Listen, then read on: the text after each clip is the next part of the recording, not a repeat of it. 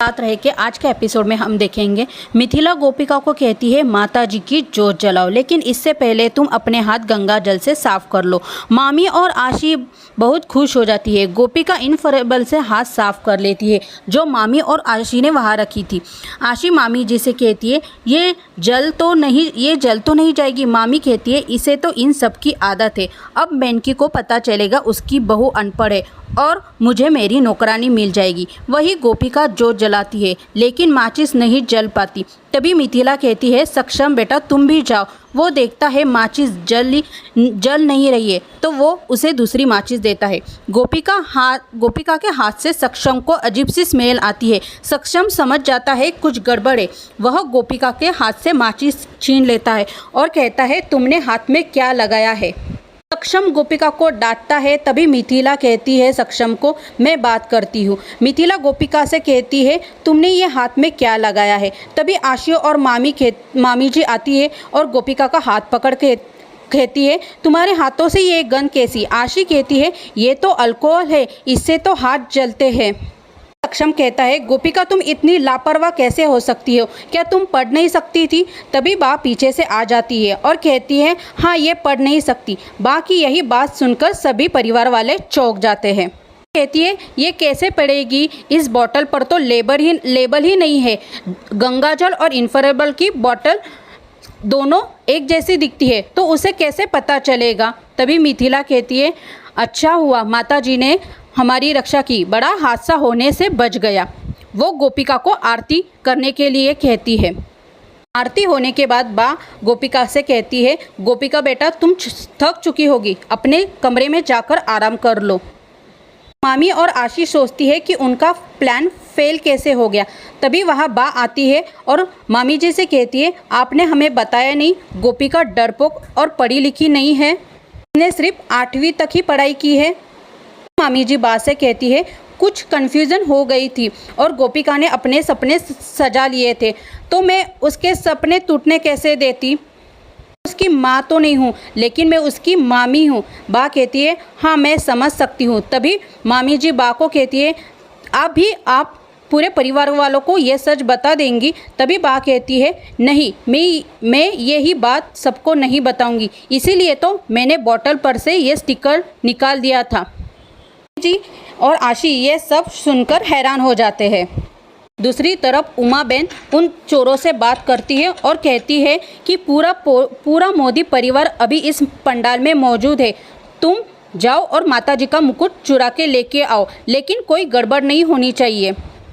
दोनों चोर गोपिका के कमरे में जाते हैं और कि वहाँ कोई सोया हुआ है, लेकिन वो चुपके से वो मुकुट चुरा लेते हैं। गोपिका सो ही रही होती है। वो सपने में डर जाती है और ज़ोर से चिल्लाती है। गोपिका की आवाज़ सुनकर दोनों चोर डर जाते हैं और उनके हाथ से मुकुट एक बैग में गिर जाता है।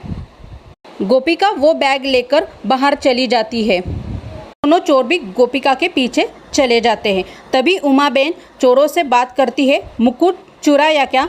चोर कहते हैं हाँ काम हो गया, लेकिन उमा बेन उनकी पूरी बात नहीं सुन पाती और उसे लगता है कि चोरों ने मुकुट चुरा लिया। वो बहुत खुश हो जाती है और वो कहती है यदि परिवार की पूरी बदनामी होगी और वह खुश हो जाती है। उमा बेन मिथिला बेन से कहती है कि मिथिला बेन अब प्रतीक्षा करके क्या फ़ायदा, आपकी बहू तो जीत गई है, इसीलिए माताजी को मुकुट पहना दिया जाए। मिथिला बेन उमा बेन की ये बात सुनकर चौंक जाती है और उमा बेन से कहती है आपकी तबीयत तो ठीक है ना। उमा बेन कहती है मेरी बहू ने ये प्रतिस्पर्धा पूरी ईमानदारी से जीती है। ये प्रमाणित कर दिया है कि वो कुशल है, पढ़ी लिखी है, निडर है और बहुत समझदार है और मेरे सक्षम डिकरा के टक्कर की है। यही बात सुनकर गोपिका चौंक जाती है। गोपिका को समझ में नहीं आता कि माँ जी ये सब क्या कह रही है। मिथिला जी कहती है अब वो ज़माना गया जहाँ बहुएं अनपढ़ थी, जो हर बात सास की हाँ में हाँ मिलाती थी और सर झुकाकर उनकी हाँ में हाँ मिलाती रहे। पर कृष्ण भगवान की मुझ पर कृपा है जो मुझे गोपिका जैसी पढ़ी लिखी बहू मिली है।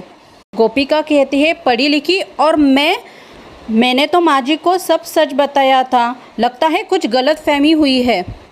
माँ जी ये सब क्या कह रही है। मिथिला बहन कहती है मेरी बहू पारिवारिक मान्यता को मानती है लेकिन आधुनिक सोच की है। क्यों गोपिका बहू?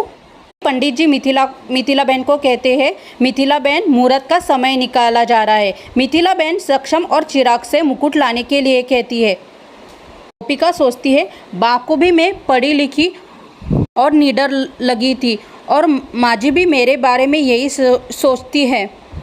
गोपिका माँ जी को बताने वाली रहती है तभी बा उसे रोक लेती है। गोपिका बा से कहती है मैंने एक चिट्ठी में सारी बातें लिख दी थी कि मैं अनपढ़ हूँ, डरपोक हूँ। क्या आपको वो चिट्ठी नहीं मिली? तभी बा कहती है नहीं। गोपिका बा को कहती है जो माँ जी ने सबके सामने जो कहा, क्या सभी परिवार वाले मेरे बारे में ये सोचते हैं? तभी बा हाँ कहती है। क्या मुझे प्यार और इज्जत मिली इस परिवार से? वो सभी एक गलतफहमी में टिका था। बा हाँ कहती है। कल हमें दिखाया जाएगा राक्षस का मांस पहने वो दोनों चोर गोपिका को उठा के लेके जाते हैं। ये सब तेजल देख लेती है और सक्षम और माँ जी को ये बात बताती है। तभी मिथिला जी और सक्षम गोपिका को बचाने निकल पड़ते हैं। घर पर आने के बाद बा मिथिला को बताती है गोपिका पढ़ी लिखी और निडर नहीं है। मिथिला गोपिका पर गुस्सा होती है और कहती है तुमने मुझे यह बात पहले क्यों नहीं बताई? गोपिका कहती है मैं आपको बताने वाली थी, लेकिन मिथिला उसकी बात नहीं सुनती है और कहती है तुम एक नंबर की झूठी हो। और आज का एपिसोड यहीं पे समाप्त होता है।